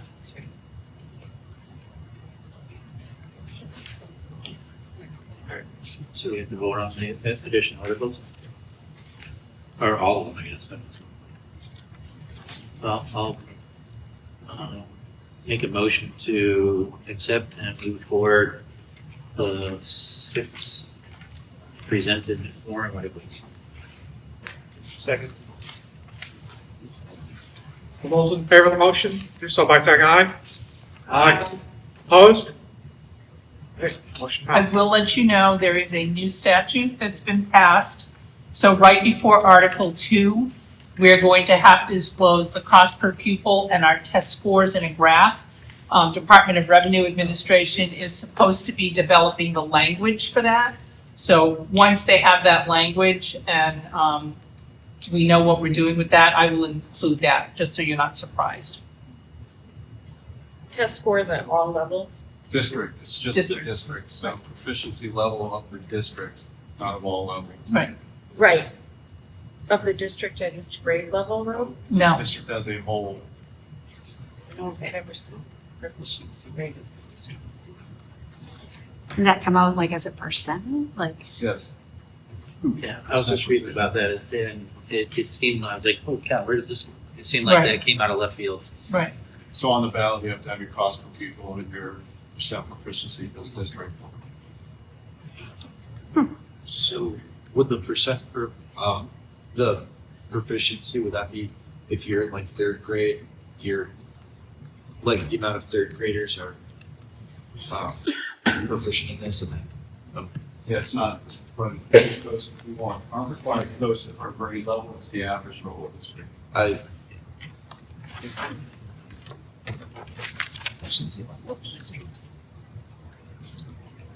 All right.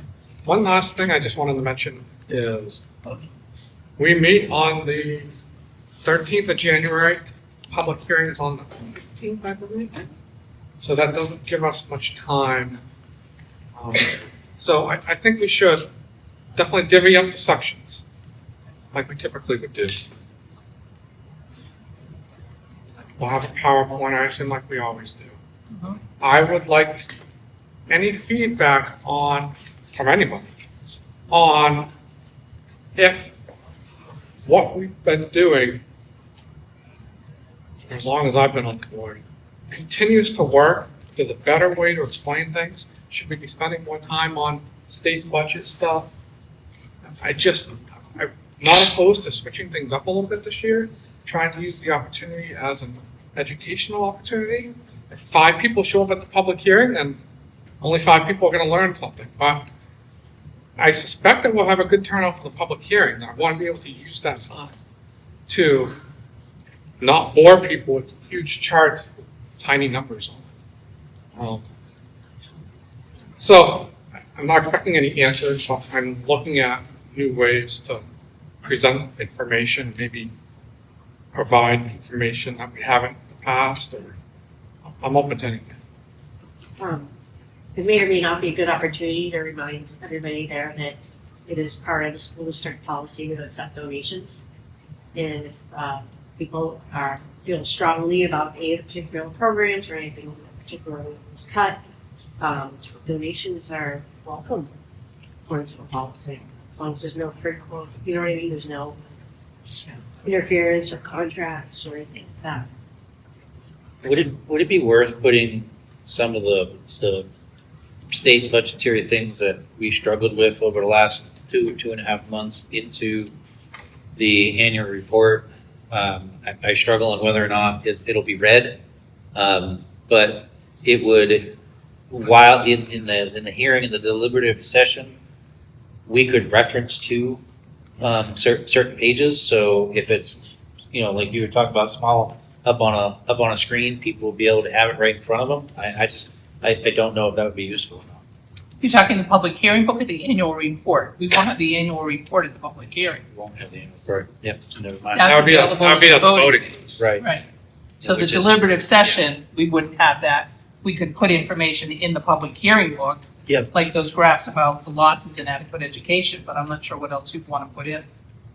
I guess my concern is, or not really a concern, but we are targets and we have public faces, and I just feel like the folks that are making a lot of these legislative decisions, like, I don't even know who all my reps are. I know some of them, but I feel like a lot of these decisions that are handed down to us, we're just doing the best we can, but it's other people that are driving some of this stuff, and I don't know how to get that information out to people to say, speak to your legislators if you have a concern about, the state funding and the revenue. Like, we can provide information on what our budget is, but there's going to be a lot of people that are unhappy that it's any type of increase. There'll be people that are unhappy that the increase isn't enough. I get that, but it's easy. Like, I feel like we do a great job of being out in the public. We go out to all these meetings, we video these meetings. People know who we are, I think. I think there's a lot of decisions that are being made by folks, nobody knows who they are.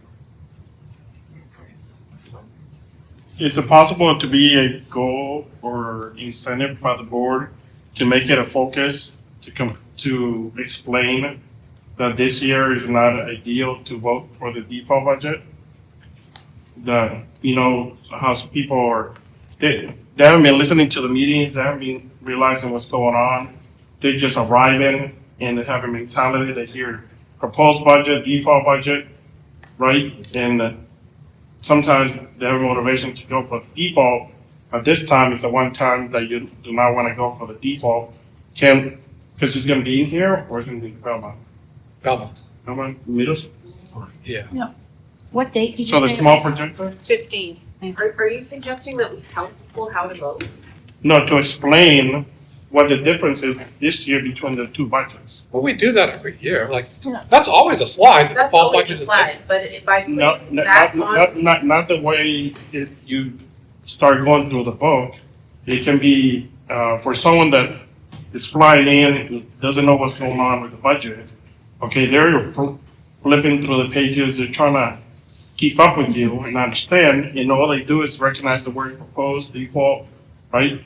But I hope that the board can make an understanding to explain to people that the default is going to be way higher than the proposed budget, that in order for it to lower that one, it has to not pass this time. So you have to vote for the default, for the proposed in order to lower that one. But you realize Because there's a lot of people that are gonna want the default budget because it's higher. That's it, right? Like, So the warrant article shows both. Yeah. And then we have the first section of the public hearing, which is the proposed budget, and all the functions are there and the totals. And then at the end of the book, we publish the default budget. So they can see and compare the two. Yeah, but if someone who goes in, flies into the voting booth, looks at the Article 2, right, or whichever one is gonna be. Right, but it shows both numbers. Yeah, This is the proposed number, this is the default. Yeah, and that's what I'm saying. They're gonna look at the proposed, and they're gonna look at the default, and in their head, they have it normally, the default is lower than the proposed, and they're gonna be confused. this is Oh, getting what's into going a on? very gray area. Right. So, Our default has This been is lower getting for a few into years. Yeah, that's what I'm gray saying. area. So if they can look at two numbers, they're gonna see which one's lower. yeah, I mean, we can't tell Yeah. them. I'm just saying, explain why it's happening this time. Because when I asked you if you're gonna modify the default, that, and you said that it has to pass first before it becomes the low new amount, So right? That, this, when someone flies into the this booth, default's not gonna change Yeah. unless that new lower budget gets passed and then the following year it becomes a default. yeah, that's what I'm saying. Is someone that flies into the booth, that hasn't really been paying attention, and all they know is the default and proposed, right? I think they would need to understand what is going on this year in the budget, because they're gonna go for the default, even though it's higher, because they're gonna see default. You say people are gonna come in and just don't know. So we have the public hearing, we have the deliberative session. If they don't listen to those, there's no other way to get that information to them. No, I'm saying if you don't mention it, you make it a purpose to explain it in the meeting, in the get together. And next year, the default then the default passes, they're gonna be upset and feel like they weren't explained that it was a bad thing to put vote in for the default, because they're gonna pay higher taxes on the low one. Again, Right. this is an exceptionally gray area. It sounds like you are telling us to tell people how to vote. No, I'm saying explain why there's such dramatic difference according to the norm. Because normally the default is lower than the proposed, and if you don't explain to them that why this one is so much higher. Michael, could you help us? I can. Thank you. So what the board can do is the board is gonna explain how they got here. What the board can do is in the public hearing, and even in the deliberative, if there's questions about this, they can explain the cuts that they made in order to get to the proposed budget. And those cuts brought it to the 3.7% increase compared to the default, which is the 7%. That's all this board can do, is explain the cuts that were made to get to that proposed budget. The board or myself cannot sway anybody toward a vote one way or the other. And all the board can do is provide information, and people have to be informed to understand the difference between the two numbers. That's their responsibility if we've already explained all of the information necessary to get to that point. So Edgar, I see where you're coming, and those people that are flying in and just voting one way or the other, they have the opportunity to go to the public hearing, to read the public hearing book that's put out plenty of time prior to the deliberative session, the public hearing, voting day. So be informed in that area. But this board cannot sway one way or the other on a vote when they're providing information about the budget itself. So that's definitely something this board cannot do, because there's significant liability around electioneering. Okay. And there's also voting guides. Yes. Voting guides. So, So I think to your question, Sean, about maybe flipping it up a little bit at the public hearing, I have some ideas if you want me to share. I want any ideas. So I'm thinking that, you could welcome people, have more of a, before you go into your presentation, more of a conversation with the people that are there, to get an understanding. I wrote some notes here. What have you heard about our proposed budget? Like, get a feel for the people in the crowd. What do they know about the proposed budget before you even present it? What are your concerns that we might be able to address in this presentation? So you're already pulling that from the people that are there in order to answer the questions that they might have. Because you're right, Edgar, people might not, they're just going to grab that public hearing book, and we see it every year. They're just flipping through it without even have read it in one way or the other. So get the perception of what people have in the room. And then for the board to explain the challenges we face when we put this budget together, such as significant increase in health insurance of $1.2 million, a loss of state revenue of $1.3 million, and lay that out during this conversation piece, and then go into your presentation like you do every year, except keep it short, a few slides, and focus on the frequently asked questions that we put in the public hearing book. Because that's what people really want to know. What's the estimated tax impact? What are the changes in positions? And just go through that frequently asked question, because that's really what people want to know, because those are the questions that people have coming into a public hearing. So don't get me wrong, still go through each section and ask for questions, but format it differently so that people are part of the hearing compared to just hearing a presentation and then asking questions. So not sure I understand the FAQ piece you're talking about. You're saying we would go over the FAQs, or we just highlight them? But I think we go over those frequently asked questions, because those are the questions that are asked every year. That's what people want to know. Okay, here's what your budget's coming in at. Here's your estimated tax impact. And here's what we did to get to this budget. And then at that point, here are the questions. Like, it's in the frequently asked question, what's the difference between a proposed and a default? That's an opportunity to say this is the difference between the two. In those questions, can you include a chart, like what's the estimated tax hike on certain homes in the comparison between the proposed and the default one? We could. So that people see it at least, so you can say, hey, I showed you. It's easy It enough. was on there. Yeah, that was my question, whether the impact would be there for both budgets. Yeah, let's do it. No one is on. Makes sense. Yeah, I can provide that at the end of the default budget.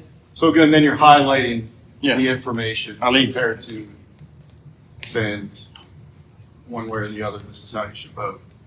So those are my thoughts, sort of change it up a little bit, get people involved in the conversation compared to just going through the slides and people glaze over and they're flipping through their books and they don't know what questions to ask. I'd also like to add that the people who are, I'd also like to add that the people who are just skipping through the books and coming in and voting, not knowing, are people who don't have a value for education, and they weren't taught this value for education. I mean, if you're voting on something you're not educated on, that shows a lack of research abilities, and this isn't at all an insult to anyone who does this, but also critical thinking skills. And those are two things that schools teach, and two of the main things that schools teach.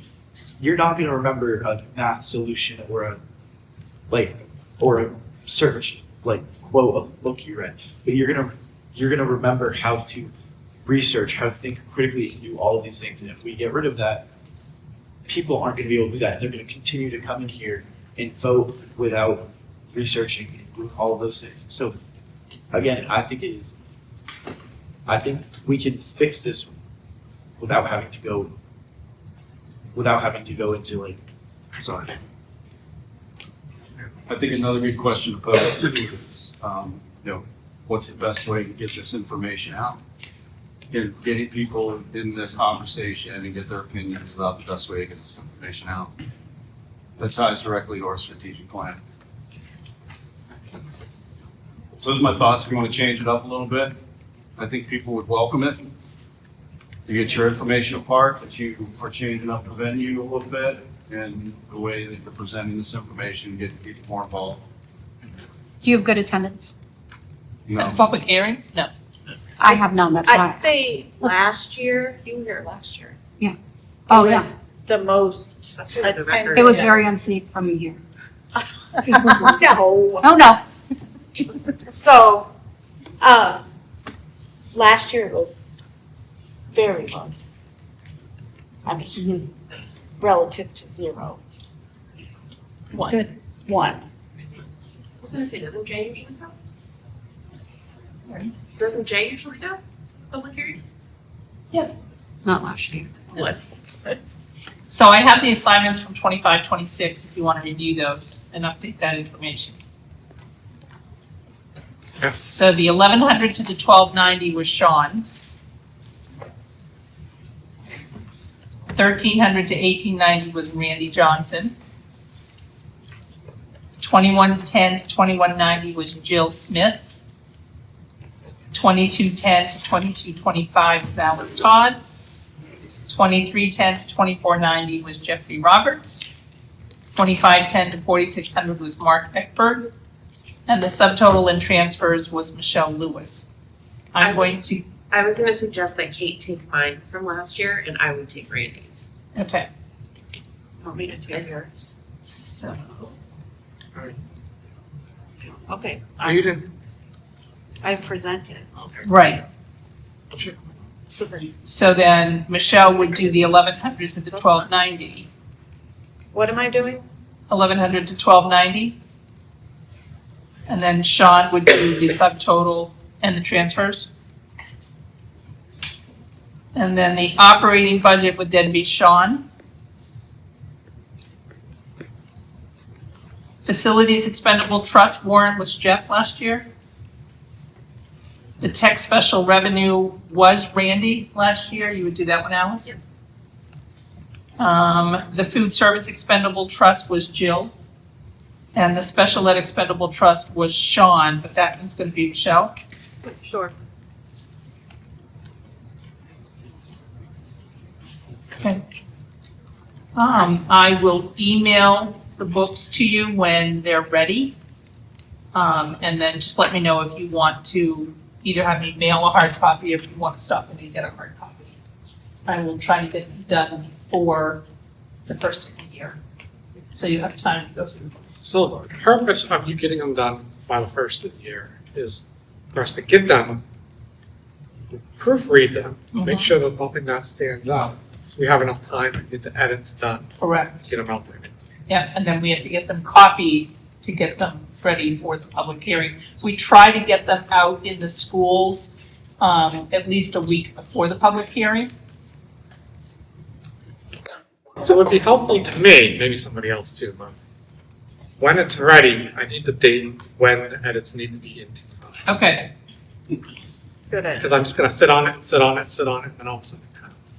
Is there any way to get the books out into some public areas that are open outside of? So we put them out in the stores, the country store in okay. Canterbury. We put them in both libraries. We put them in all of the schools. We put them in the town halls. So we do try to get them out various places. Yep. And we'll post that too on social media, that they're accessible with a link to them. Yeah. Which I mean, is- even for me, it's tough to get somewhere most of the time before 6 o'clock. Just so the board's aware, our social media presence, we have basically increased our followers over 200% since 2023. There's a lot of people that are following us, well over 1,000 people. So clearly that's where people are accessing information as well as the great things that are going on in the district. So it's a great place to put a public hearing book with a link, click on it, and just Yeah. take a look at it. Takes it back to the website, it's available on the website, as well as all of the videos from these meetings.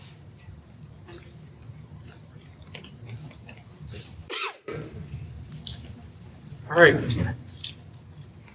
Other discussions on the budget? All right.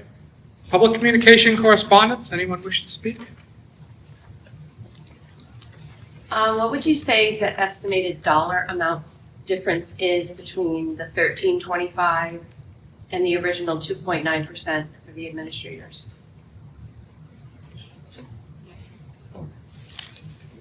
So it's the administrators and the specialists, it's $38,557. Is the difference between what's now What had been proposed and where it is, yeah, and the cut that was made. $38,000? Mhm. What percent does that transfer to? Like, what would that do to the 3.78%? So if that went back in, it would take it to 3.92%. From the 3.78.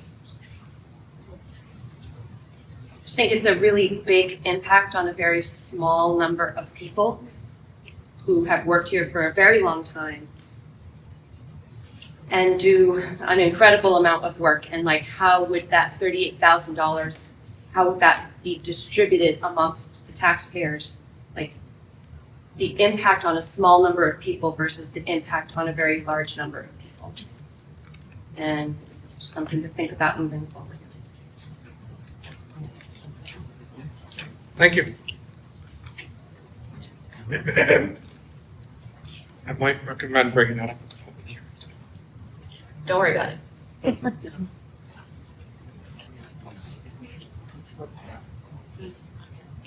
Anyone else?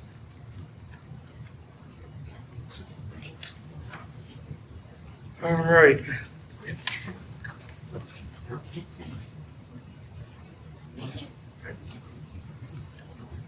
Make a motion to adjourn. Second. Roll call. Thank you.